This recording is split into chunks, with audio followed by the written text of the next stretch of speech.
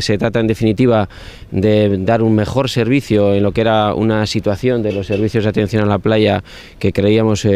no era deficiente y no respondía un poco a los estándares de calidad exigibles en nuestro municipio y más en este espacio emblemático y fundamental desde su punto de vista turístico y de visitantes y de tránsito, y hemos abordado lo que es una actuación, repito, integral para renovar absolutamente todo este espacio de servicios de baños de atención a la playa,